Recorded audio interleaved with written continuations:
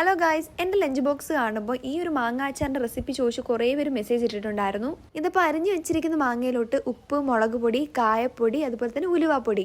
അപ്പോൾ ഈ 4 പൊടികൾ ഇട്ടിരിക്കുന്നത് എത്രയാണോ മാങ്ങയുള്ളത് അതിനൊരു അളവിനായിട്ടാട്ടോ നമ്മൾ ഇട്ടിരിക്കുന്നത്. അപ്പോൾ നല്ലതുപോലെ ഇതൊന്ന് മിക്സ് ചെയ്ത് കുഴച്ച് മാറ്റി വെക്കാം. ഇത് മാറ്റി വെക്കുന്ന കൂട്ടത്തിൽ 1, 2, 3 എന്നും പറഞ്ഞിട്ട് ഞാൻ എടുത്ത് കഴിക്കാറുണ്ട്. 1 മണിക്കൂറൊക്കെ കഴിയുമ്പോഴത്തേക്കും മാങ്ങയുടെ നീരൊക്കെ ഊർന്നിങ്ങനെ ഇറങ്ങി കുഴഞ്ഞിരിക്കും. അത് കഴിഞ്ഞിട്ട് നമ്മൾ നല്ലെണ്ണ ആട്ടോ യൂസ് ചെയ്യുന്നത്. അപ്പുറത്ത് നല്ല മാങ്ങയിട്ട് മീൻകറി വേവുന്നുണ്ട്. അത് കഴിഞ്ഞിട്ട് സൂക്ഷിച്ച് കടുക് അങ്ങോട്ട് പൊട്ടിക്കാൻ ഇടുക. അത് കഴിഞ്ഞിട്ട് നമുക്ക് ആവശ്യത്തിനുള്ള വെളുത്തുള്ളി, കറിവേപ്പില ഇട്ട് ഇങ്ങനെ ഒന്ന് വാട്ടിയെടുക്കുന്നുണ്ട്. പച്ചമുളകും കൂടി ഇടണം കേട്ടോ. മാത്രമല്ല ഇത് അധികം അങ്ങോട്ട് വാട്ടാൻ നിൽക്കുന്നില്ല, കാരണം എനിക്ക് വെളുത്തുള്ളി കഴിക്കാൻ ഭയങ്കര ഇഷ്ടമാണ്.